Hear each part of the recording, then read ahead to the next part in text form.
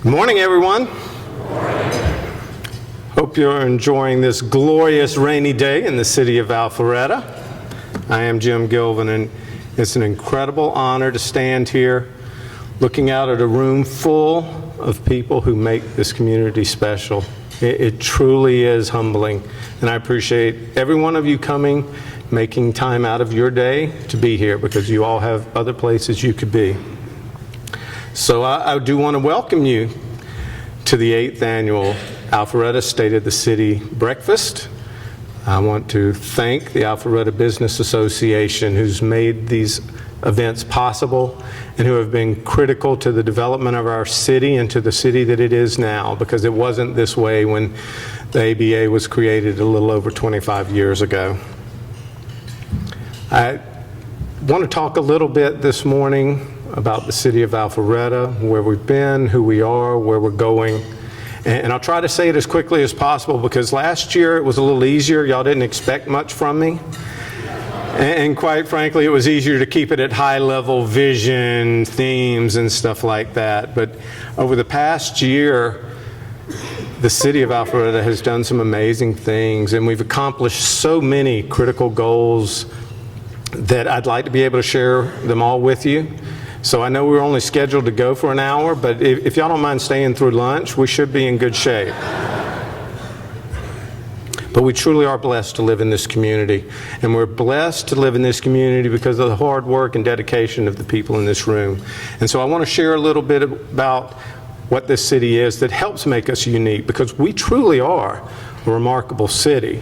And I'll start off just by making it clear that the state of the city of Alpharetta is remarkable.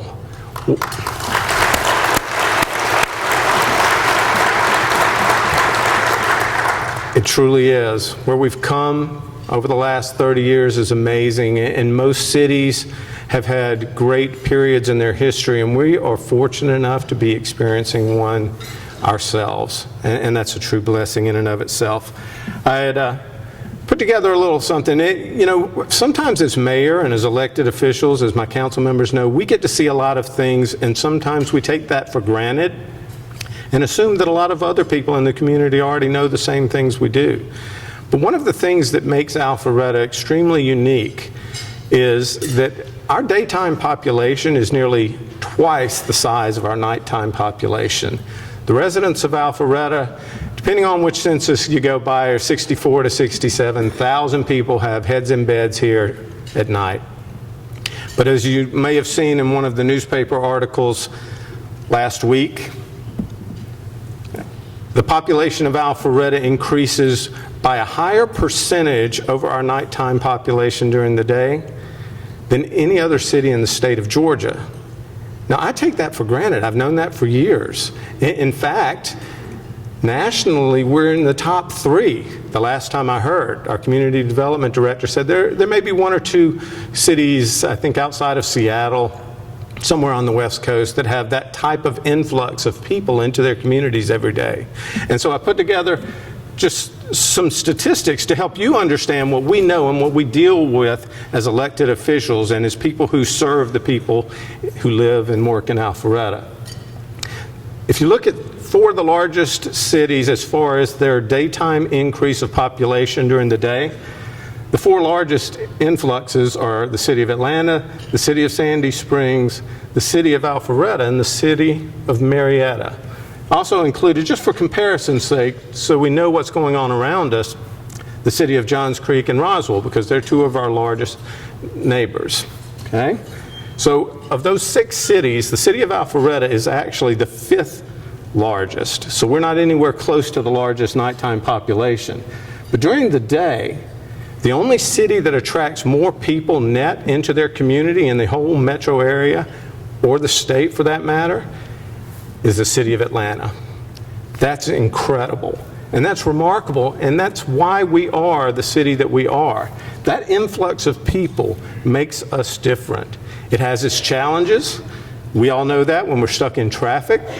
As 60,000 people are coming into our city every day, those are challenges we have to adapt to and address.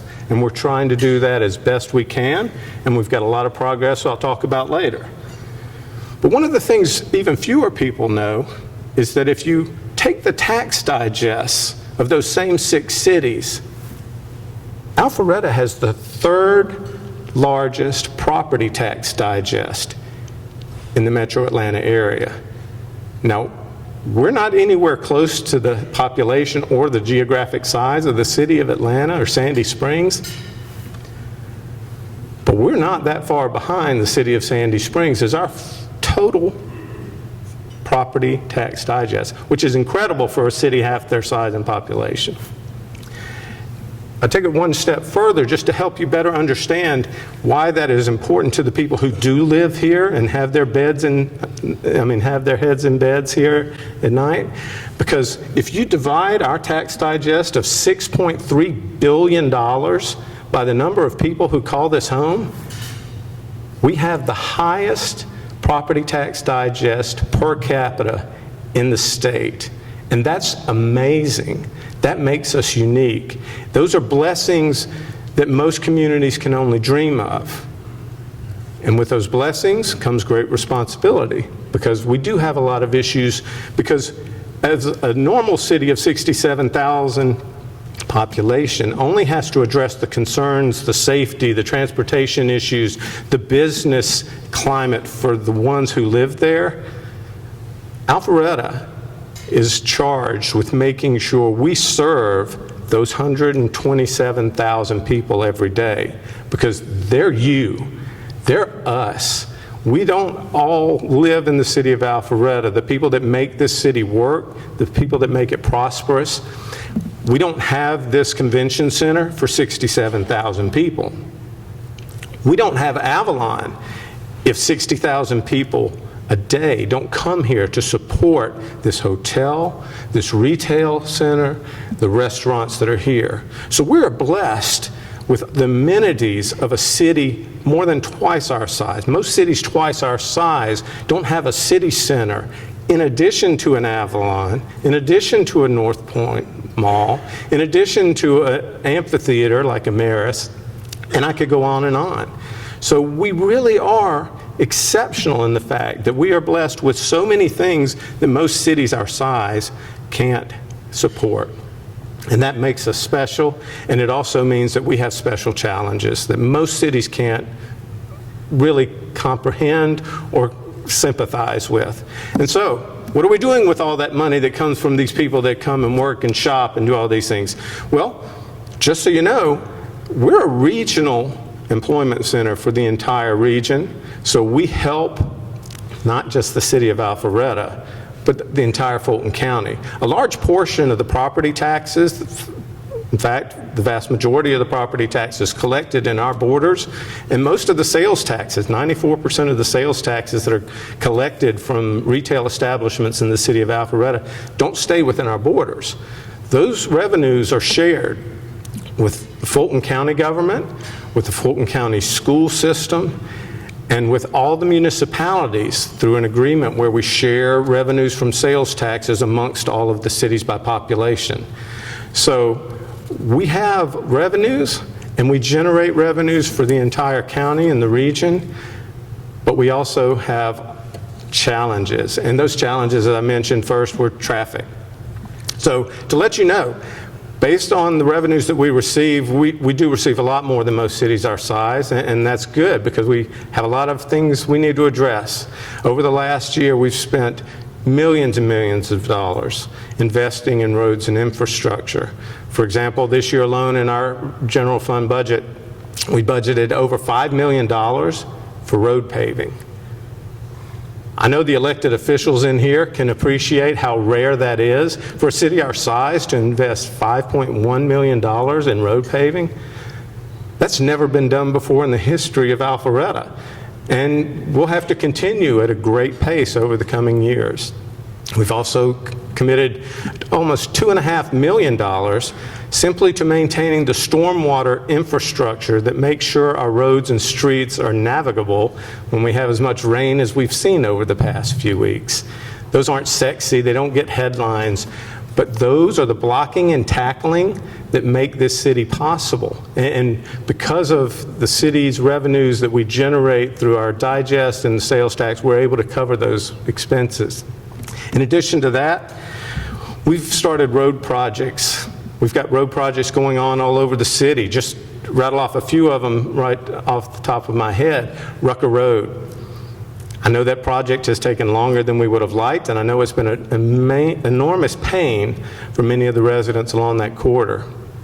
And we're learning from that experience. It's actually one of the largest road projects ever done in the city of Alpharetta, especially through a residential corridor like that. But it's transformational. We're spending more than $15 million on that project because those cities and those neighborhoods, in that area, had no sidewalks. Some of them are only a half mile from downtown or easily walking distance. They couldn't get here without getting into their car. Quite frankly, they couldn't even get to their neighbors in the next neighborhood without getting in their car and driving there. It was impossible if you were concerned about your children's safety.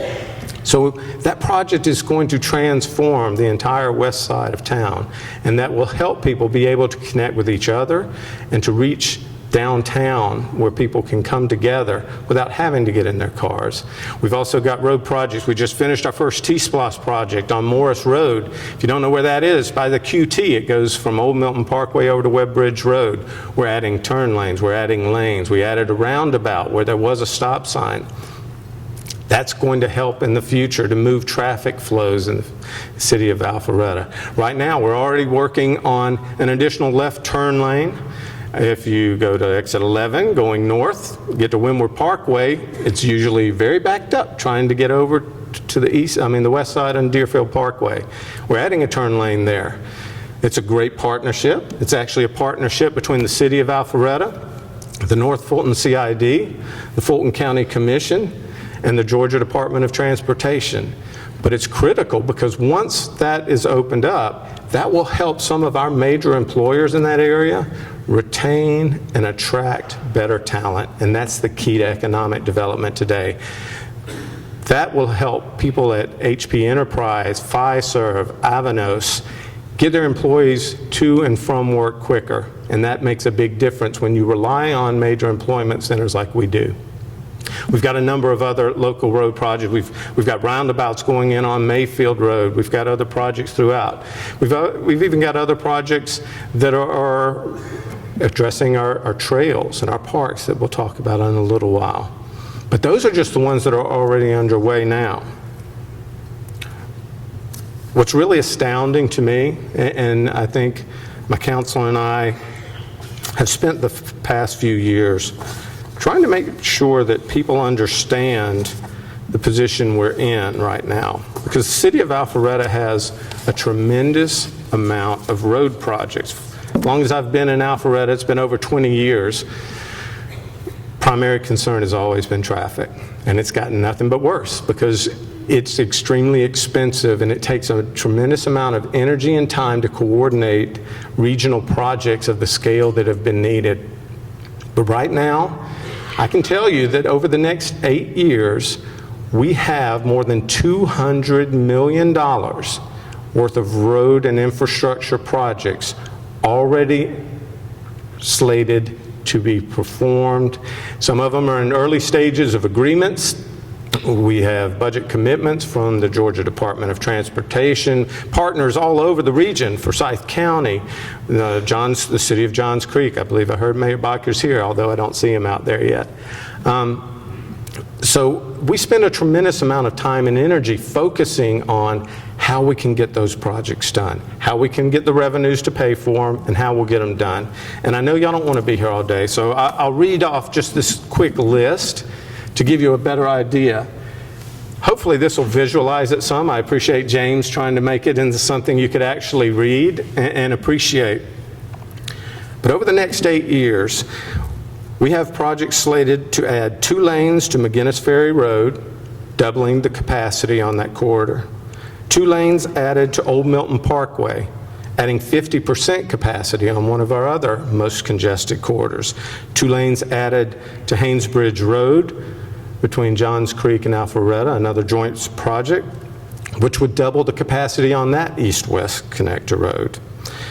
We have plans with the Georgia Department of Transportation to replace two-lane bridge over Georgia 400 on Kimball Bridge Road with a four-lane bridge. That's doubling the capacity and allowing pedestrian and bike mobility on a critical path. We also have plans to replace a two-lane bridge on Webb Bridge Road over Georgia 400. Once again, replace it with a four-lane bridge, double the capacity, and allow pedestrian and bike mobility. We've also got traffic, sidewalk, pedestrian improvements, and more slated by the Georgia Department of Transportation for the entire stretch of Main Street, Highway 9, State Highway 9, from the border of Roswell in our south to the border of Milton in our north. Of course, I hope by now you've heard that the Georgia Department of Transportation is planning to build 4 toll lanes on Georgia 400. Once again, adding 50% more capacity on the mess, Freudian slip there, the most congested corridor and the main artery that feeds all of our communities. We've also got traffic improvements and roundabouts slated for the Webb Bridge corridor, as well as pedestrian and bike mobility projects in there, and extended turn lanes on Windward Parkway to allow better movement from Marconi Drive to Georgia 400 and from Deerfield Drive to Georgia 400 as well. And that's not even all of them. But that's stunning. That's unprecedented. And it's possible because of partnerships with the communities around us, and it's possible with partnerships with the Georgia Department of Transportation. It's possible because of help from Senator Brandon Beach, who is the State Transportation Chairman in the Senate, who has advocated for us, and Kevin Abel, who is our Department of Transportation Commissioner, representative, not commissioner, don't want to promote him to that role, Rusty might be mad. But he represents our district, and they've helped us make our case to the state legislature and the people who need to know that we are an economic engine for not only North Fulton, but the entire region. I actually have taken the opinion that if you look at how North Georgia will grow in the future, and the governor is very concerned about the two Georgias, as am I. I grew up in Macon. Macon is not the same place that we are today. But as we try to spread the blessings that we have in North Fulton and throughout the metro Atlanta area to the rest of Georgia, Alpharetta is that critical gateway to the economic development of North Georgia. And so when we succeed, Forsyth County succeeds, Cherokee County succeeds. And I appreciate all of our state legislators who know that and carry that message down to the Capitol with them. But we're not spending all the money that we get on road and transportation projects. It does take up a tremendous amount of our resources, and we are spending more than ever before, and we're getting more done than ever before. But we're also spending a tremendous amount of time, energy, and money on addressing the quality of life issues. One of the reasons I wanted to share that clip with you, that's a video that we had done last year. Fortunately, I'm not the only face in the entire clip, but we didn't want to have to go through 5 minutes of the promotional video. But I thank Julie Haley, Matthew Thomas, our Economic Development Manager, who participated in that as well, because we know that we're doing a lot here, and we have to do a better job of telling that story so that people know what we're doing. But when I talk about balance, I mean it. It's not a campaign slogan for me. I talked about it before I ran for office. It's what made me run for office, and I talk about it all the time now. Because it is critical for the city we have today to continue to be a great place to live and build a business. Because if we slip one way or the other, we're not remarkable. There are a lot of cities that can do one or the other extremely well. But we can strive, and we do strive for that balance. And if you're going to have that balance, you not only have to have a tremendous economic business climate, but you've also got to provide the environment that makes people want to come here from all over the world, not just to do business, but to raise their families. And that's what we do. While we take care of the blocking and tackling of making sure we support the services that are needed, we also spend a tremendous amount of time and energy focusing what resources we have available on what makes us special and what makes it a great place to live. So I'll talk about a few of the projects. Once again, we have so many great things going on in this city. Our staff works from sun up to sundown every day of the week. And I know they're taking texts and calls from council all over the weekends and at all times of the night, trying to make this city the place that you can enjoy. And I appreciate every bit of their efforts, and we continue to work on that. So I can't cover it all, but I will try to highlight some of the major ones. Right now, as we speak, this month we've already begun the connection of our Alpharetta Greenway from its northernmost point on Marconi Drive off of Windward to the intersection of Union Hill and McGinnis Ferry Road. It's a $10 million trail project that will connect all the way from the south border at Roswell, the Greenway, to the border of Forsyth County, and is part of the McGinnis Ferry Road project that's already being designed and moving forward, hopefully. We will soon be able to tie into their Greenway and have over 20 miles of continuous trails, green space trails. The Beltline has been a tremendous bonus and asset for the city of Atlanta. We actually have a path that's green. It's not old railroad tracks, and it's got wildlife and creeks, and it's a huge asset. And once we've invested that $10 million and finished that project, it's even going to be more so. We've also been activating parks all over the city, specifically on Mid-Broadwell and on Windward Parkway. We're spending money to activate those community parks so that residents don't have to get in their cars to go enjoy a park space. Thanks to leadership of Councilman Binder, we've acquired park space throughout the city, and as we have been building out those areas so that people can enjoy them and utilize them to the fullest. That makes us a better place to live and raise a family. We've also got parks coming up all over the city. We're spending $850,000 alone on Wills Park to begin the implementation of the Wills Park Master Plan.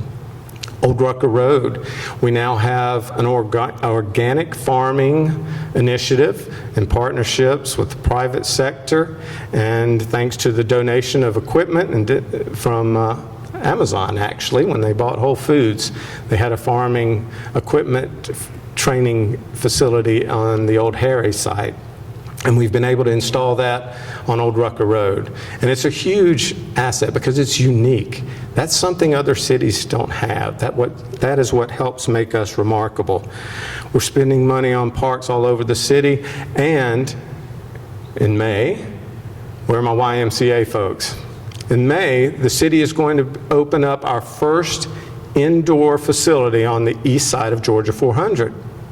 To this point, a large portion of Alpharetta's population has lived on the other side of 400, and yet we've not had any indoor facilities over there. And so with a partnership of the Alpharetta, Ed Isaacs, and YMCA, in May we're opening up a community center right there on North Parkway along the Greenway. It's going to be tremendous to have people actually have a spot closer to them where they can gather, where they can attend activities, where they can hold meetings and events. So I'm excited about that, and I look forward to it. That's another partnership, and it was funded by the bond issue presented a few years ago by voters. So we've talked a little bit about the parks and about the roads. But there's even more going on, and those were just the highlights. There's so much more I could talk about if I had time. But one of the big things I wanted to make sure and have a conversation with you about today, and we talked about it a little bit last year.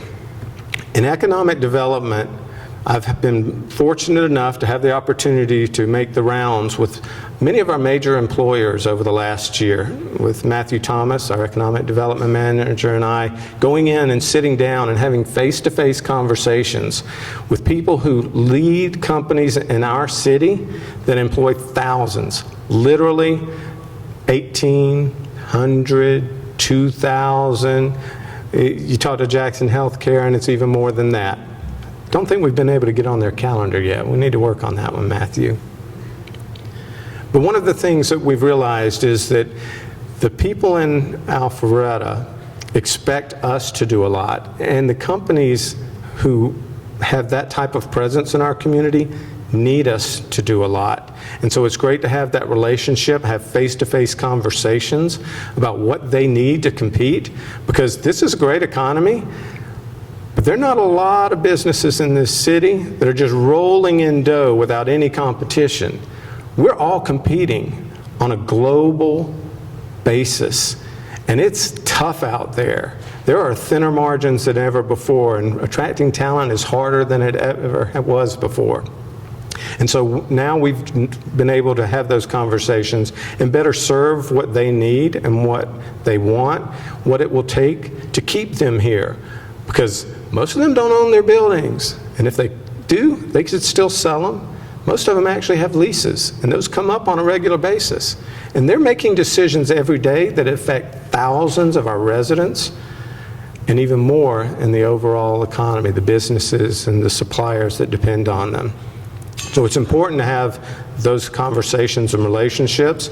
And as we talk to them, one of the things that they always talk about is talent, which ties in closely with something that I spoke about last year, because moving forward, we've done a tremendous job as a community in building in Avalon through partnerships on the convention center and helping facilitate the development of City Center with a bond issue and building the roads and infrastructure to allow the private sector to take over and do that. But our focus for now, the area that as a council, as leadership in this community that we look to for the future, is the North Point corridor. Because North Point helped make Alpharetta what we are today by being a regional retail center in the early 90s. Thousands of people came to that area to do their shopping, their dining, a little bit of office and things like that. But the world's changed since 1993. And now they're competing against places like this. They're competing against places like City Center. They're competing against Halcyon, who, if you don't know it yet, that's not Alpharetta. If you're in Forsyth County, you're not in Alpharetta. Just want to make sure nobody's got any illusions about that, despite what you may read in their ads. But we're competing against regional retail centers like that. And when we bring 60,000+ people into our community every day, that's an opportunity for us to show what we can do for them. It's also an opportunity for us to generate revenues for the entire county. Because, like I said, those revenues don't stay here. They know no borders. And so we've got to focus now on that corridor as we see what's going on in the retail world, in the business world. Malls are challenged. They were great for their time, but they were built for a different time. They were built for a time when people would hop in the car on a Sunday afternoon and drive to Alpharetta, park in a giant asphalt parking lot, and spend a few hours walking the children around, having an ice cream cone and a lunch and things like that. People have different expectations now. They don't have to drive to the mall to buy a record. They don't even know what a record is. They don't have to go to the mall because they can pick up their iPhone and order many of the things they need in their daily lives. What brings people to places like this in City Center is walkability, is the experience, is a place to gather with friends and family and do some shopping and dining together, to come together like that. North Point doesn't have that. And if we want North Point to be viable in the future, we as a government are responsible for helping initiate that change, because it's got its challenge. It's an amazing district. If you had the chance, I've dug way into the numbers, far too much than I should have. But that whole corridor is about 900 acres. Of that 900 acres, 200 acres is asphalt parking lots. Now that was okay when that land was worth $3,000 an acre and you could just pave it over and have cheap parking spaces. Think of the value of that. Think of the value it could create for this city and for the county if we were able to facilitate something like what we have at Avalon or what we have at City Center, by breaking up that asphalt, by building sidewalks so people can actually walk from their office to the mall or a restaurant or things like that. It's been done. It's been done successfully in the city of Atlanta, down the old 4th Ward, bless you. And it's been done in Alpharetta, here at Avalon, and in City Center. But it's not cheap. Other communities, Gwinnett County is spending tens of millions of dollars on infrastructure to support the Mall of Georgia because they see what's going on there. And Gwinnett County knows because they watch what happened to Gwinnett Place Mall. And once a corridor starts to drip down like that, once the tax revenues start to go down and the occupancies decline, it's hard to change momentum. So we're working really hard right now. I say we, I mean me, I mean our council, I mean our staff.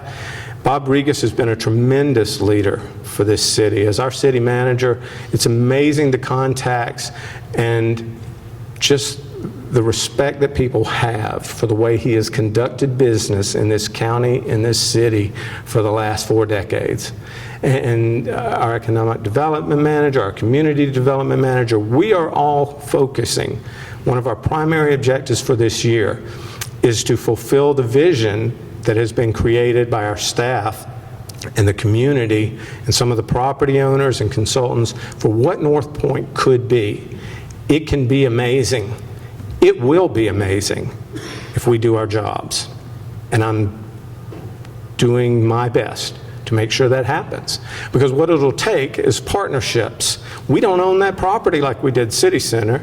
It doesn't even have one property owner like Avalon had here.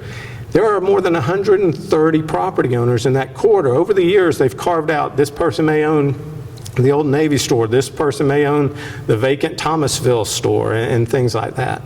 So as leaders of the community, as the city, we need to partner with some of the other organizations like Fulton County and Fulton County School Board, because they have a big economic stake in this as well.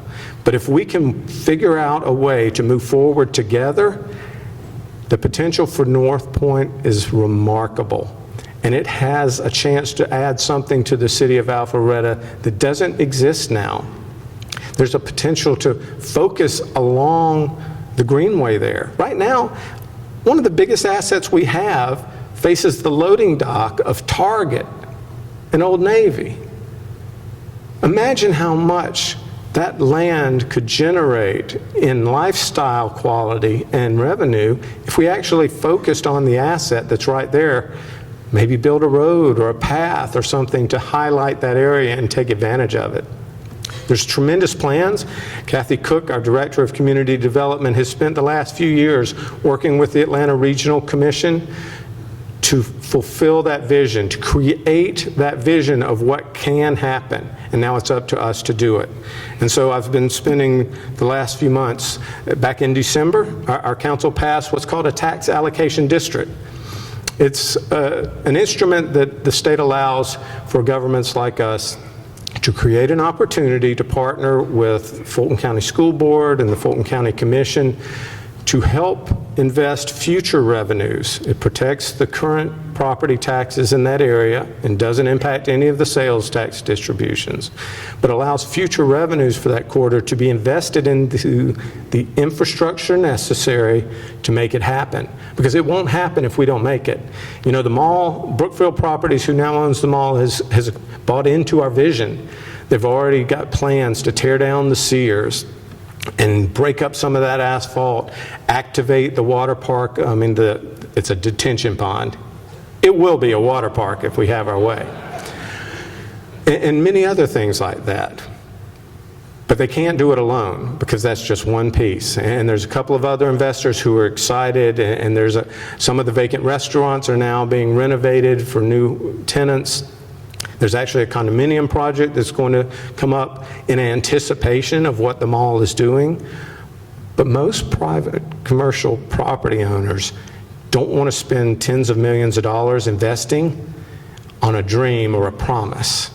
What most of those property owners are waiting for is a commitment from us that we're going to do it, that we're going to build what it will take to turn that whole corridor into an exciting, walkable, mixed-use environment, a place that people will still come from all over the region to work, to play, to shop, to eat, to live. That's what our vision is for that corridor, and it's going to be critical for the future of our city. I know I've probably already spoken too long. I don't see a clock around here, so I'll try to be quick. Those are only the highlights, and I mean the very highlights. There are so many great things going on here every day that I'd love to talk to you more about it, and hopefully we'll have another opportunity next year. But I do want to say, look, every department we have is busting their tails every day for you. I haven't even had a chance to talk about what's going on with some of our other departments like public safety, who keeps us one of the safest cities in the United States, and who deals with a daytime population twice the size of their nighttime population, and are actually trying to explore ways to leverage technology to help them do a better job without having to hire more people and cost the nighttime residents more money. We've got a lot going on there, and hopefully we'll talk about the successes of that next year. But as I try to wrap this up, I've got two requests for you this morning. You didn't know there was going to be requests. You've got homework. First of all, I've been very fortunate to work with great city council members over the years. And I'm continuing to serve with people I know, I like, and I respect. But that doesn't always mean we agree, and that's okay. But on critical matters in the past, we've always worked very diligently to make sure that we can come to a consensus, to try to move forward as a whole, if possible, to find a compromise or a solution. And at this point, we're in one of those critical junctures in this city's future. Over the last few months, we've had extensive discussions about some of the needs we may have, some of the wants we may have, some of the financing resources that are available, and what our priorities are. Unfortunately, to this point, we've yet to be able to reach a unanimous consensus. Quite frankly, we're split kind of 4-3, because last week, 4 of our council members passed a resolution asking the state legislature to increase our homestead exemption. And I'm a big fan of tax cuts. And I've voted for tax cuts time and time again when it's been a possibility. But the reason there was a request for a homestead exemption increase, that would reduce property taxes for most Alpharetta homeowners. If you file your homestead exemption, your taxes would go down. But the intention is not to just provide a tax cut, it's to counter that with a tax increase. And the tax increase would apply basically to half the residents, or half the homes in Alpharetta, as I understand it, based on the motion that was passed. And it would also impact the business community, the commercial property owners who already pay 62% of our property taxes. The idea being that we have needs and wants that we should address immediately. And I'm sympathetic to that. But I don't believe this is the right path. That doesn't mean I'm right. It doesn't mean they're wrong. It means we haven't figured it out, what the path forward is. And so what I'm asking you, if you haven't heard of this issue, please get informed. You are the people that make this city happen. If you think I'm wrong, and the 2 other councilmen who believe the way I do, let everybody know. Let us know. Let me know. Let them know. tell yourselves, if you think I'm right, then let us know that too. Because as mayor of the city of Alpharetta, my top priority is to make sure that we do what's best for our entire community, and as best I'm capable, try to reach a consensus among our council to keep our political realm from turning into some of the things that we see going on in other communities. That's not healthy. We can survive a bad decision. We don't need that kind of political climate. So it's up to you guys. We're trying to figure it out. But the people of Alpharetta Business Association and the people in this room have a stake in this game. So educate yourselves, find out what you think is the right path forward, and let us know, because we'll figure it out one way or the other. And I'd appreciate your help. I need your help.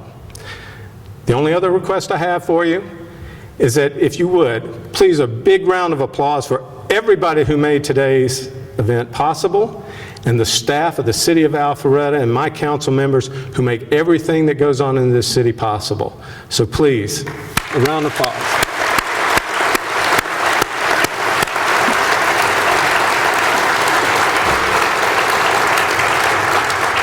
Thank you, everyone.